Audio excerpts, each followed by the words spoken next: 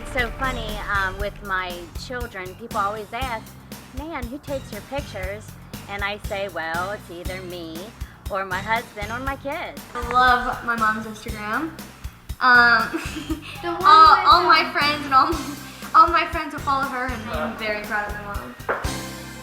So what is it like growing up with a mom whose extreme love of Barbie has led her to spend over $500,000 on everything from plastic surgery to multiple beauty treatments to pink cars, even a gigantic custom wardrobe?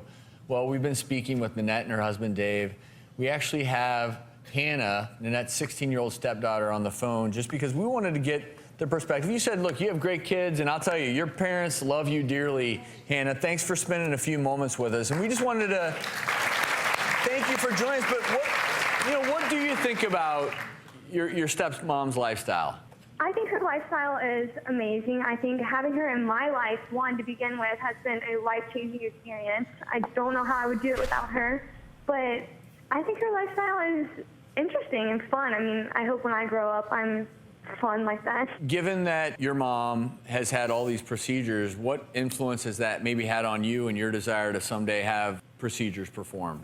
Right now, I don't see myself, I haven't even considered it, at this age, but maybe in the future, something, if I felt insecure or something, then yeah, I'd do it. But with her, I think that she's beautiful inside out. So even with her surgeries and her procedures, I think that it doesn't, surgeries don't define you, one.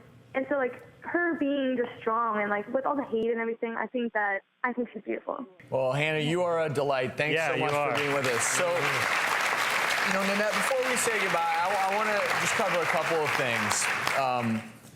And Stacy, bring you back into the conversation, because I'm a big believer in not judging others for the choices they make, except when it gets to a point where it's truly affecting your well-being. And getting back to this health element, Stacy, because again, where the mind and body meet, and at the end of the day, this is your life. You're 42. Hopefully you'll be around when you're 82 and 92, but at this rate, the things that you're doing is tanning bed at home. That alone, your risk of skin cancer is through the roof. You will get skin cancer if you keep doing this. It's inevitable if you haven't already. Stacy, how can you get someone?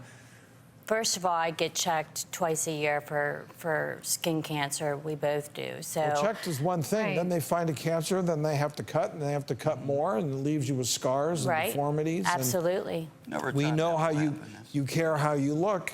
You're not going to be a happy camper with skin cancer. And the one thing that I can say in all of this is that I am very, very happy that you all seem to have a loving, supporting family and bravely talking about this, because obviously, Nannette, you knew coming on our show that people would be shocked, not just by your plastic surgery, but by the extreme measures you've taken.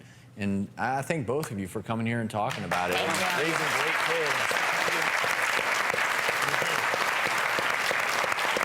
And before we go, Drew, just to button this up, people who are considering plastic surgery from your professional perspective, I'm talking viewers at home, when do you know that maybe you have an addiction to it? Well, sometimes you see immediate red flags. I mean, number one, you're doing plastic surgery for the right reasons, for yourself. And I think for the most part, Nan is doing plastic surgery for herself.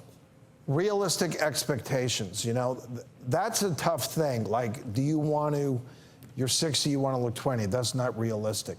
I think, Nan's image of her body, wanting to have breasts that are really disproportionate to the rest of her body, I think that is a red flag when it comes to making choices with plastic surgery, because I think it's unnatural. I don't think it's good for her body in general, and it's not healthy. And then it's when somebody wants to just continue making changes that are never satisfied. One thing, well, that's not enough. I want to keep changing, because they're not basically happy with themselves. That is another big red flag of when plastic surgery is not the solution, and it's become too much. I think I'm going to make more of a global statement. When people become extremist about things, other things fall by the wayside. Medical health, skin care in terms of cancer-related things, loving themselves from the inside. And so whenever I see someone like this who is so focused on one area, I say to myself, okay, I can't do an entire inventory, but somewhere some things are falling apart, and those things have to be attended to.